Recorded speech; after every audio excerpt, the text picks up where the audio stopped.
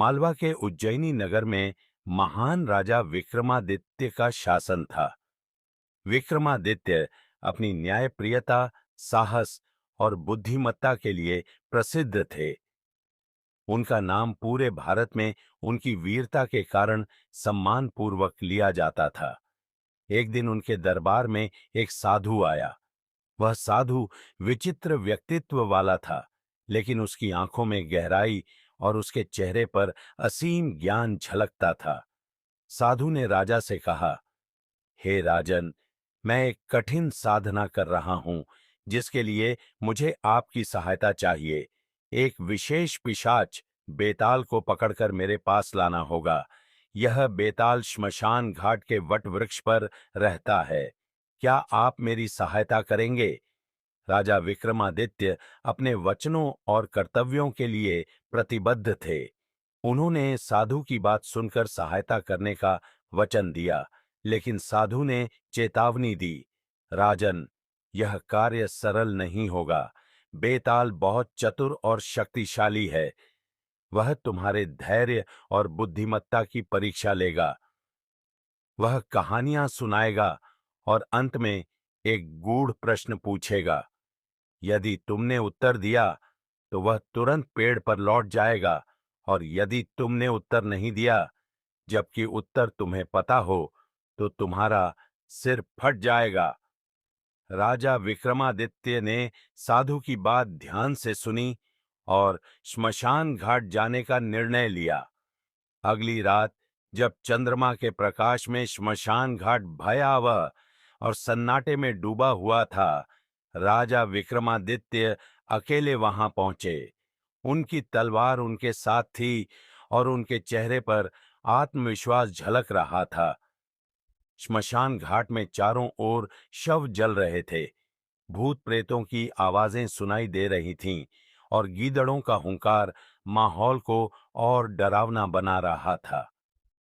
श्मशान घाट के बीचों बीच एक विशाल वट वृक्ष खड़ा था। उसकी शाखाओं पर एक पिशाच बेताल उल्टा लटका हुआ था। बेताल राजा को आते हुए देख हंसा और कहा, हे राजा, तुम मुझे पकड़ने आए हो, पर मैं तुम्हें आसानी से अपना कैदी नहीं बनने दूंगा। यदि तुम मुझे यहां से ले जाना चाहते हो, तो मेरी कहानियां यहां सुननी होंगी और मेरे सवालों का उत्तर देना होगा। लेकिन याद रखना, यदि तुम बोले, तो मैं तुरंत लौट जाऊंगा। राजा विक्रमादित्य ने बेताल के शब्दों की परवाह किए बिना उसे पकड़ा और अपने कंधे पर डाल लिया। बेताल ने एक गहरी सांस ली और कहा, ठीक है, अगर तुम मुझे पकड़कर ले ही जा रहे हो, तो मैं तुम्हें एक कहानी सुनाता हूं। लेकिन कहानी के अंत में यदि तुमने सही उत्तर दिया, तो मैं वापस पेड़ पर लौट जाऊंगा, और यदि तुमने उत्तर नहीं दिया, तो तुम्हारा सिर फट जाएगा। तो सुनो मेरी पहली कहानी। गांव में 3 ब्राह्मण मित्र रहते थे। वे सभी एक ही सुंदर स्त्री से विवाह करना चाहते थे, परंतु स्त्री ने किसी को नहीं चुना और सोचा कि समय के साथ उसका निर्णय स्पष्ट हो जाएगा। एक दिन वह स्त्री बीमार पड़ गई और उसकी मृत्यु हो गई। तीनों ब्राह्मण अत्यधिक दुखी हुए। पहला ब्राह्मण उसकी अस्थियां लेकर गंगा के किनारे तपस्या करने चला गया। दूसरा उसकी चिता के पास बैठकर दिन रात उसका शोक मनाने लगा। तीसरा ब्राह्मण देश भर में घूमने निकला और उसे एक ऐसा मंत्र मिला जिससे मृत व्यक्ति को पुनर्जीवित किया जा सकता था। कई वर्षों बाद तीसरा ब्राह्मण गांव लौटा। उसने मंत्र पढ़ा और उस स्त्री को पुनर्जीवित किया। अब समस्या यह थी कि वह स्त्री किसकी पत्नी बनेगी। बेताल ने पूछा, राजा, तुम बताओ, इन तीनों में से उस स्त्री का सच्चा पति कौन था? राजा ने कहा, वह स्त्री तीसरे ब्राह्मण की पत्नी होनी चाहिए, क्योंकि उसने अपनी मेहनत से उसे पुनर्जीवित किया। पहले ब्राह्मण ने सिर्फ तपस्या की और दूसरे ने शोक मनाया, लेकिन तीसरे ने उसके जीवन को लौटाया। बेताल उत्तर से संतुष्ट होकर हंसते हुए वापस वट वृक्ष पर चला गया।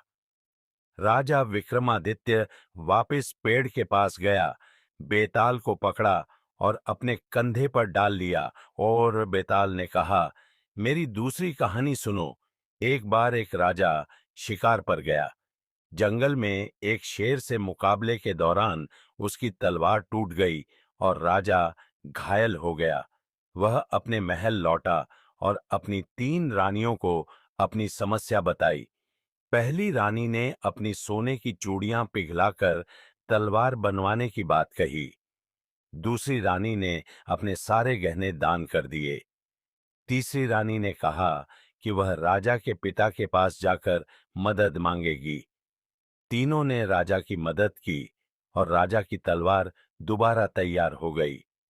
बेताल ने पूछा, हे राजा, इन तीनों रानियों में सबसे बड़ी प्रेमिका कौन है? राजा ने कहा, पहली रानी सबसे बड़ी प्रेमिका थी, क्योंकि उसने अपने गहनों को पिघलाकर तलवार बनवाने की पेशकश की। उसका त्याग और तत्काल सहायता सबसे बड़ी थी। बेताल ने राजा के उत्तर को स्वीकार किया और फिर से पेड़ पर लौट गया। राजा विक्रमादित्य वापस पेड़ के पास गया, बेताल को पकड़ा और अपने कंधे पर डाल लिया। और तब बेताल ने कहा, मेरी तीसरी कहानी सुनो। एक राजा के राज्य में एक सुंदर स्त्री रहती थी। राजा ने उसे देखा और उससे विवाह करने का निश्चय किया, परंतु राजा का पुत्र भी उसी स्त्री से प्रेम करने लगा। दोनों के बीच विवाद बढ़ने लगा। राजा ने स्त्री से पूछा, तुम किसके साथ विवाह करना चाहती हो? स्त्री ने कहा, मैं दोनों से प्रेम करती हूं, लेकिन यह निर्णय करना मेरे लिए कठिन है। एक दिन स्त्री की मृत्यु हो गई। राजा और राजकुमार ने उसकी देह को लेकर शोक मनाया। कुछ समय बाद तांत्रिक की मदद से स्त्री को पुनर्जीवित किया गया। बेताल ने पूछा, राजा, तुम बताओ, वह स्त्री किसकी पत्नी होनी चाहिए, राजा की या राजकुमार की? राजा ने कहा, वह स्त्री राजकुमार की पत्नी होनी चाहिए, क्योंकि स्त्री का प्रेम स्वाभाविक रूप से समान आयु के व्यक्ति के प्रति होता है। राजा और स्त्री का प्रेम उसका कर्तव्य हो सकता है, परंतु राजकुमार और स्त्री का प्रेम वास्तविक था। बेताल ने राजा के उत्तर को स्वीकार किया और फिर से पेड़ पर लौट गया। राजा विक्रमादित्य वापस पेड़ के पास गया, बेताल को पकड़ा और अपने कंधे पर डाल लिया और बेताल ने कहा, मेरी चौथी कहानी सुनो। 2 व्यापारी जंगल से गुजर रहे थे। एक व्यापारी ने सोने की अशर्फियां चुराने की योजना बनाई। रात में उसने अपने मित्र का धन चुरा लिया और उसे जंगल में अकेला छोड़ दिया। चोरी किए गए धन को उसने एक पेड़ के नीचे गाड़ दिया। जब दूसरा व्यापारी किसी तरह गांव पहुंचा, तो उसने राजा से न्याय की गुहार लगाई। राजा ने दोनों को बुलाया और सत्य सामने लाने के लिए वह पेड़ कटवाने का आदेश दिया।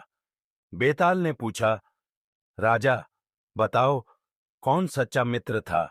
राजा ने कहा, जो मित्र लूटने वाले को न्याय के लिए राजा के सामने लाया, वही सच्चा मित्र था। बेताल ने राजा की समझदारी की प्रशंसा की और पेड़ पर लौट गया। राजा विक्रमादित्य वापस पेड़ के पास गया, बेताल को पकड़ा और अपने कंधे पर डाल लिया। और बेताल ने कहा, मेरी 5वीं कहानी सुनो।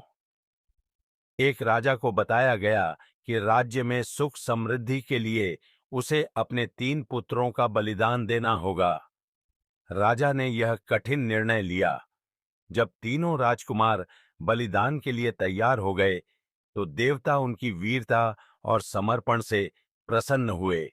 उन्होंने तीनों को पुनर्जीवित कर दिया। बेताल ने पूछा, राजा, सबसे बड़ा त्याग किसका था? राजा ने कहा, राजा का त्याग सबसे बड़ा था, क्योंकि उसने अपने राज्य और प्रजा के लिए अपने 3 पुत्रों को खोने का निर्णय लिया। बेताल उत्तर सुनकर हंसते हुए फिर उड़ गया और पेड़ पर जाके बैठ गया। बाकी कहानी अगले भाग में। तब तक बने रहे हमारे चैनल के साथ। दोस्तों, आपको आज की कहानी कैसी लगी? कमेंट में ज़रूर बताएं और वीडियो को लाइक करें। चैनल पर नए हैं तो चैनल को सब्सक्राइब करें ताकि ऐसी मज़ेदार कहानियाँ आपको मिलती रहे। Thank you.